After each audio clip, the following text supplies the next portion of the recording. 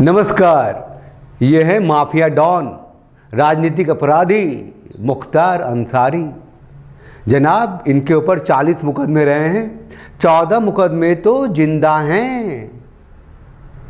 ये यूपी के हैं, यूपी में ही अपराध किया इन्होंने, यूपी में ही राजनीति की, निवासी उत्तर प्रदेश के हैं और अभी पंजाब के जेल में हैं।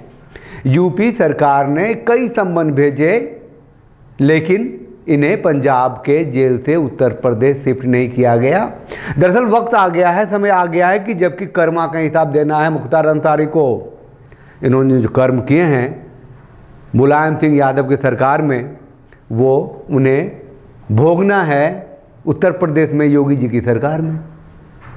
दरअसल ये मुख्तार अंसारी जो दुर्दांत अपराधी रहे हैं, ये समाजवादी पार्टी के रहे हैं। फिर उन्होंने बहन जी मायावती बीएसपी बहुजन समाज पार्टी भी ज्वाइन करी, कौमी एकता अपनी पार्टी भी बनाई। और जो अपराध किए सुनकर आप सिहर जाएंगे, आपके रोंगटे खड़े हो जाएंगे।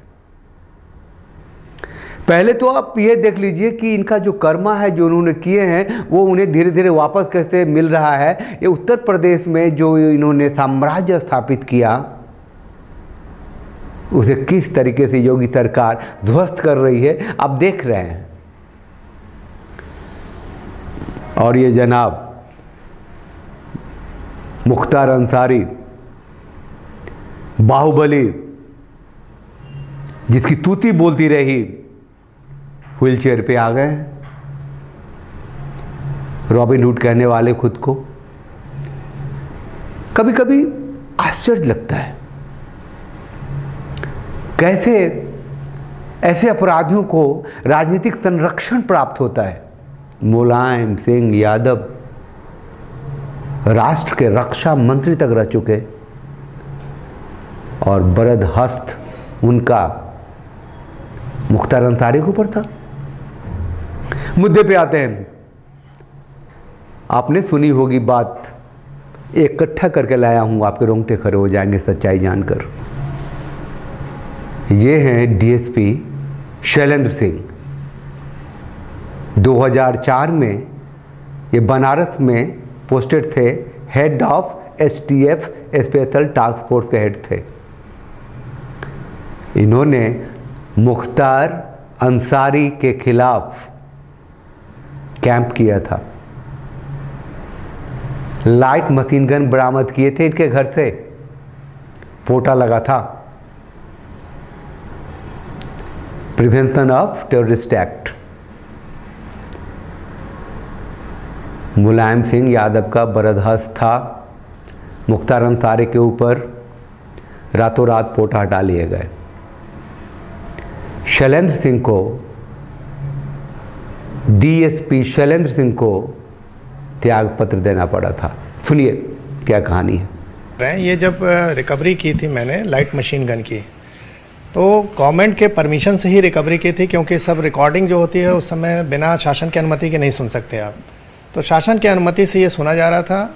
और उसके बाद जब रिकवरी हुई तो सबने मुझे बधाई दी, लेकिन तब तक लोगों को मालूम नहीं था कि ये पोटा लगा हुआ है, क्योंकि सिंपल आर्म्स एक्ट में रिकवरी इन लोग समझ रहे थे, जिसमें कि जिसके पास रिकवर होता है वो दोषी होता है। तो मुख्तार बच रहे थे, लेकिन पोटा एग्जिस्ट करता था। तो शाम को जब इन लोग को पता चला, शासन सरकार को और शासन में बैठे लोगों को, कि पोटा लग गया है और पोटा लगने में जो बात करता है वो भी दोषी हो जाता है, तो मुख्तार इस दोषी हो जा रहे थे।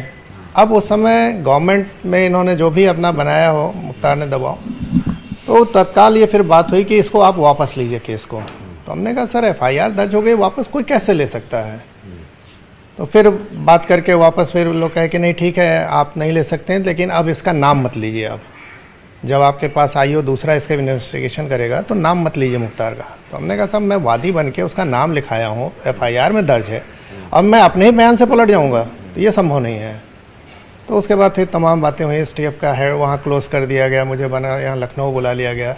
तमाम तरह से प्रताड़ित करने लगे लोग, अधिकारी भी कहने लगे आपसे बहुत नाराज़ हैं। मुलायम सिंह मुख्यमंत्री थे।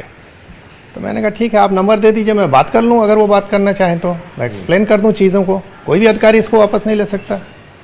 तो क्या नहीं आपका नाम लेते हुए चढ़ जा रहे हैं, आपको ज़रूरत नहीं है बात करने की। तो हमने कहा ठीक है आप लोग जैसा हो समझिए। तो उसके बाद फिर लास्ट में देखा जब बहुत स्थिति ख़राब हो गई तो मुझे फिर 11 फरवरी को मैंने पहला रेजिग्नेशन भेजा और मैंने ये लिखा रेजिग्नेशन में कि अब राजनीति का इतना अपराधीकरण हो गया कि अपराधी बैठ कर डिसीजन ले रहे हैं कि हम लोग को क्या करना है, तो ऐसे अच्छा है कि हम अपनी सर्विस ही छोड़ दें। डीएसपी शैलेंद्र सिंह का जो पहला रेजिग्नेशन था वो स्वीकार नहीं हुआ था और इसलिए स्वीकार नहीं हुआ था, उसने कह दिया था कि मैं रेजिग्नेशन इसलिए दे रहा हूं कि अपराध का राजनीतिकरण हो गया है। अब मुलायम सिंह यादव उस समय मुख्यमंत्री थे और वो इतने बेवकूफ़ तो थे नहीं कि उसे बचाना भी था और इस तरह किसी डीएसपी को हटाया नहीं जा सकता था। उन्होंने प्रेशर डाला, दोबारा से रेजिग्नेशन लिखना पड़ा डीएसपी शैलेंद्र सिंह को और उन्होंने नौकरी छोड़ी। क्यों छोड़ी जरा सुन लीजिए, उन्हें किस बात का खौफ हुआ। मुलायम सिंह तत्काल ये कहने लगे कि ये जानबूझ के कंडीशनल रेजिग्नेशन लिखा है कि राजनीति का अपराधीकरण हो गया जिससे ये स्वीकार ना हो, तो और ये हाईलाइट होने के लिए सब करना चाहता है, नेतागिरी कर रहा है। तो हमने कहा देखिए मैं अब आप लोग के साथ इस तरह की अगर सरकारें चल रही हैं तो हमें काम ही नहीं करना है। फिर मैंने दूसरा रेजिग्नेशन 10 दिन बाद भेज दिया कि आप जैसे चाहो एक्सेप्ट कर लो, लेकिन अब आप लोगों के साथ मुझे काम नहीं करना है। मेरे सूत्रों ने मुझे बताया कि इतना इन लोगों ने प्लानिंग की है कि आपको ये कहीं ऐसी जगह ट्रांसफ़र करेंगे, बॉर्डर पुलिस में खासकर बात आ रही थी, जहां आपका गनर ही उनका आदमी रहेगा और मारेगा क्रॉस फायरिंग में। तो इन लोग इस लेवल तक जा सकते थे और सही बात है, आप एक अधिकारी हैं तो आपको कहीं ट्रांसफ़र करके कहीं भेज दिया जाएगा, आप मजबूर हैं जाने के लिए। तो इन लोग किसी भी तरह से चाहते हैं, मतलब मैंने कहा ना कि उस समय लिखा था अपने रेजिग्नेशन में कि राजनीति का अपराधीकरण इतना हो गया कि अब अपराधी बैठ के डिसीजन ले रहे हैं और ये तो खाली मुहर लगा रहे हैं नेता लोग। तो ऐसे समय में कोई भी कैसे ईमानदारी से काम करेगा। एक छोटी सी बात और बता दूं कि ये कृष्णानंद राय जो भारतीय जनता पार्टी के एमएलए थे, वो मोहम्मदाबाद जो गाजीपुर संसदीय क्षेत्र का एक विधानसभा क्षेत्र है मोहम्मदाबाद, वहाँ से वो जीत गए और इस तरीके से ये जो मुख्तार है जो उस क्षेत्र का अपने को डॉन कहता रहा, उसका मालिक समझता रहा, उस पर एक ये प्रहार था, एक ब्लो था भारतीय जनता पार्टी का और उसने तय कर लिया कि इसको ख़त्म करना है। और इस राजनैतिक अपराधीकरण के पीछे जो ताकत थी वो उस समय की सरकार, समाजवादी पार्टी की सरकार जिसके मुख्यमंत्री थे मुलायम सिंह यादव। कि मुलायम सिंह कितना नाराज़ थे, रातों रात बनारस रेंज जोन के जो आईजी थे उनका ट्रांसफ़र हुआ, डीआईजी रेंज का ट्रांसफ़र हुआ, एसएसपी एसटीएफ का ट्रांसफ़र रात में ही हो गया। 25/26 की रात मैंने पकड़ा और 26 को शाम तक ये हाईलाइट हुआ और 26/27 की रात में इन लोगों को रात में ही हटा दिया गया।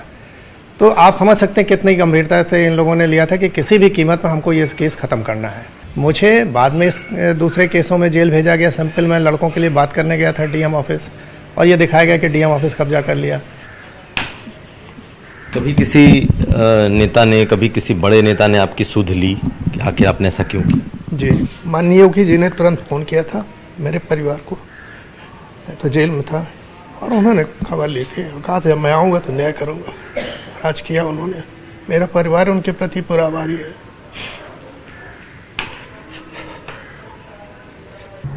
पूर्व डीजीपी बृजलाल जी उस समय थे, उन्होंने इन पूरा प्रकरण को, इस अपराध को डीएसपी शैलेंद्र सिंह के साथ जो कुछ हुआ सबको देखा, सुना, समझा। सुनिए, उनकी बात सुनिए पहले। मैं डीजी ऑफिस में आईजी लॉ एंड ऑर्डर था 2003 से और 2006 तक और उसके बाद प्रदेश का एडीजी और उसके बाद डीजीपी रहा। मुझे याद है मुख्तार अंसारी ने कृष्णानंद राय जी को मारने के लिए लाइट मशीन गन की व्यवस्था की। मैं आपको बता दूं, लाइट मशीन गन 500 मीटर से मार सकती है, कारगर रेंज है और 550 गोली प्रति मिनट फायर करती है। इस आदमी ने अपने पूर्व गनर मुन्नर यादव से संपर्क किया। मुन्नर ने अपने भांजे को जो फौजी था उसको संपर्क किया।